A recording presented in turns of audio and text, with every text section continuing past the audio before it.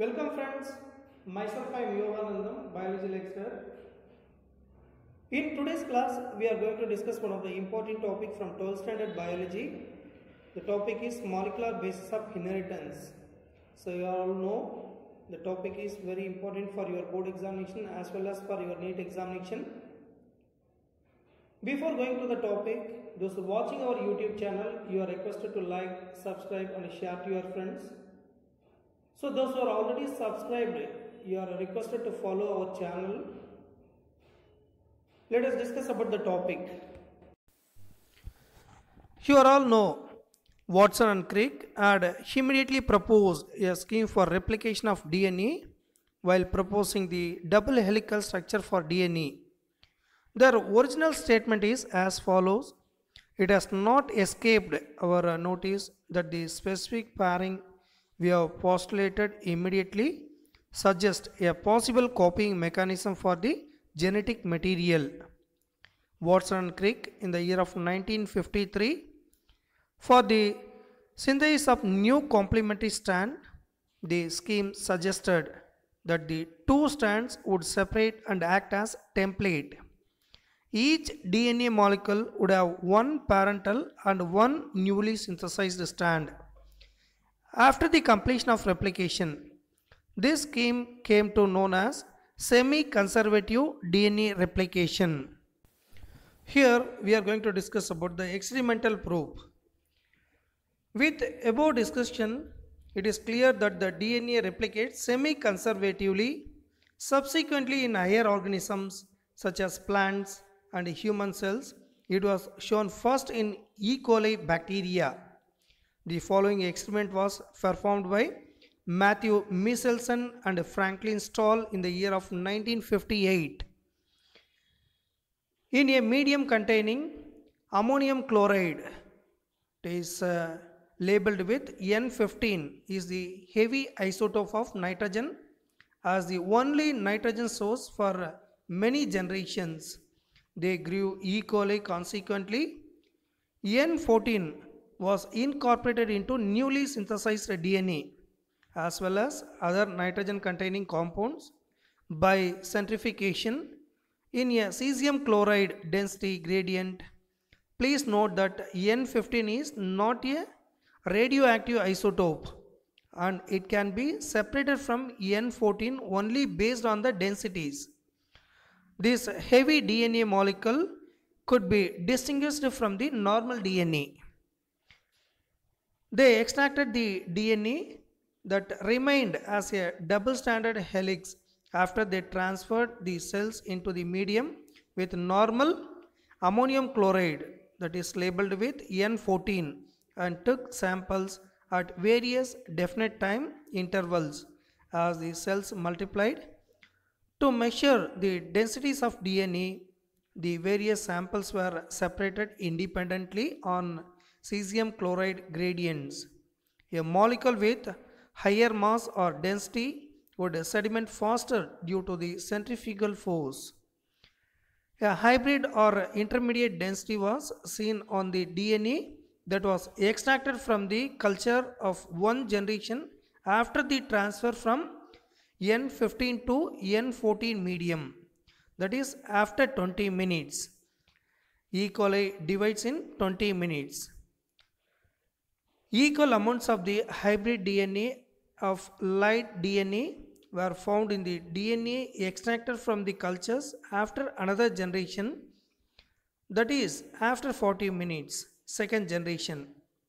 Bacteria contained 25% hybrid DNA with N15, N14 and 75% light DNA with N14, N14 in the ratio of 1:3 after third generation. Bacteria contained 12.5% hybrid DNA and 87.5% light DNA in the ratio of 1:7 after fourth generation, that is after 80 minutes. So that everything is given very clearly with the help of diagrammatic representation. So refer the diagrams. Later, Taylor and colleagues in the year of 1958 performed very similar experiments involving the use of radioactive thymidine to detect the distribution of newly synthesized DNA in chromosome on Weissia faba. The botanical name is faba beans. It is Weissia faba. The DNA in chromosomes also replicate semi-conservatively was proven by this series of experiments. So, to try to remember which are the things we have discussed from the replication. Then let us discuss about the machinery and the enzymes. The process of replication requires a set of catalysts that is generally called as enzymes in living cells such as E. coli, as it uses a DNA template to catalyze the polymerization of deoxynucleotides. The main enzyme is referred to as DNA dependent DNA polymerase, as they have to catalyze polymerization of a large number of nucleotides in a very short time. These enzymes are highly efficient enzymes. The process of replication is completed by E. coli, that has only 4.6 into 10 to the power of 6 base pairs. Compare it with human whole diploid content, that is 6.6 into 10 to the power of 9 base pairs within 18 minutes, which means that the average rate of polymerization has to be approximately 2000 base pairs per second. These polymerases have to catalyze the reaction with a high degree of accuracy apart from being fast. Mutation will result if any mistake takes place during replication, or also energetically replication is very costly process. Dual purposes are served by the deoxyribonucleoside triphosphates. They provide energy for polymerization reaction, that is the two terminal phosphates in a deoxynucleoside triphosphates are high energy phosphates, same as in the case of ATP. In addition to acting as substrates, DNA polymerases are three types such as DNA polymerase 1, 2 and 3 in prokaryotes, while in DNA polymerase 1 is a major repair enzyme. DNA polymerase 3 is mainly involved in DNA replication. Kohrenberg discovered DNA polymerase. Many additional enzymes are required to complete the process of replication with a high degree of accuracy in addition to DNA dependent DNA polymerases. The two strands of DNA are separated by the enzyme helicase. It is otherwise called as unwindase. More supercoil are formed as unwinding creates tension in the uncoiled part. The enzyme topoisomerases release this tension. Bacteria also have another enzyme called DNA gyrase along with the topoisomerase, and this DNA gyrase is a type of topoisomerase. Since the two strands of DNA cannot be separated in its entire length because of due to very high energy requirement, the replication occur within a small opening of DNA helix referred to as replication fork for a long DNA molecule. That everything is given with the help of diagrammatic representation. Refer the diagram.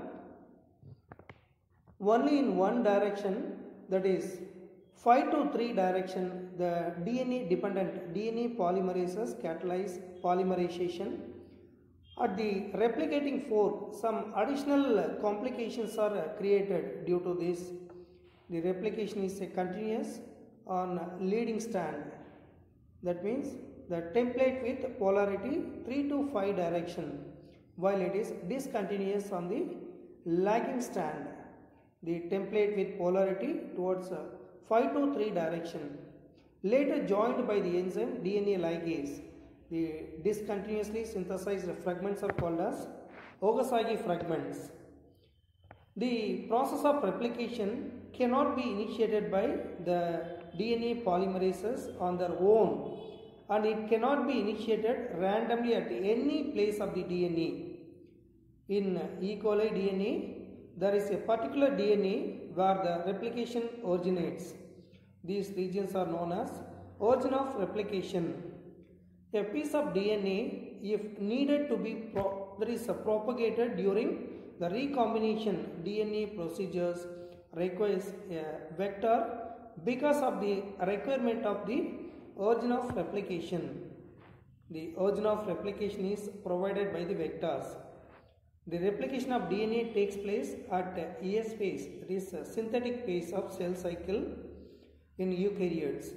The replication of DNA and cell division cycle should be highly coordinated, as a failure in cell division after DNA replication will result into polyploidy. It is generally called as a chromosomal abnormality or chromosomal anomaly. Refer this animation. So while you are seeing this animation, you can able to understand how does the DNA undergoes replication process. That is, semi-conservative type of replication process is given very clearly with the help of animation. What are the different types of enzymes take part? So name the enzyme which is unzipping DNA strands, given. Name the enzyme which is splicing, everything is given very clearly with the help of animation form. The next important topic is central dogma of protein synthesis. From the central dogma of protein synthesis, we are going to discuss there are two important processes. One is transcription, it is followed by translation. First, we are going to discuss about transcription. Transcription is the process of copying of genetic information from one strand of the DNA into RNA, except for the adenosine now forming base pair with uracil instead of thymine. The principle of complementary governs the process of transcription. In transcription, only a segment of DNA and only one of the strand is copied into RNA. Try to remember, this is one of the important point. In transcription, only a segment of DNA and only one of the strand is copied into RNA, unlike in the process of replication, which once set in, the total DNA of organism gets duplicated. This makes defining the boundaries that would demarcate the regions and the strand of DNA that would be transcribed necessarily. A simple answer is provided for the question that why both the strands are not copied during transcription. The sequence of amino acids in the proteins would be different if both the strands act as template. They would code for RNA molecule with different sequences. That means, remember, complementarity does not mean identical, and in turn, if they code for protein. Complicating the genetic information transfer machinery, one segment of DNA would be coding for two different proteins, forming a double-stranded RNA. The two RNA molecules, if produced simultaneously, would be complementary to each other. The exercise of transcription would become a futile one, as this would prevent RNA from being translated into protein. Then we are going to discuss about transcription unit. A transcription unit is the segment of DNA that takes part in transcription. There are three regions in the DNA primarily define the transcriptional units. First one is a promoter, second one is a structural gene, the third one is a terminator. Then we will discuss about transcription unit and the gene. The functional unit of inheritance is termed as gene. For the Mendelian factor term, gene was coined by Johansson in the year of 1909. It is difficult to literally define a gene in terms of DNA sequence, though there is no ambiguity that the genes are located on the DNA. Gene is reflected as a segment of DNA. A gene is also the DNA sequence coding for tRNA or ribosomal RNA molecule. Nowadays, the term gene is now replaced by cistron. A cistron is a protein, that is, cistron is a portion of DNA having information for an entire polypeptide or trait. Benzer gave the term cistron, recon and muton. The structural gene in the transcription unit could be said as monocistronic, that is mostly seen in eukaryotes, or polycistronic, mostly in bacteria or prokaryotes. By defining a cistron as a segment of DNA coding for a polypeptide. The monocistronic structural genes have interrupted coding sequences. The genes in eukaryotes are split in eukaryotes. Exons are the coding sequences or expressed sequences. The sequences that appear in mature or processed RNA called as exons. Introns interrupt exons in mature or processed RNA. Introns or intervening sequences do not appear.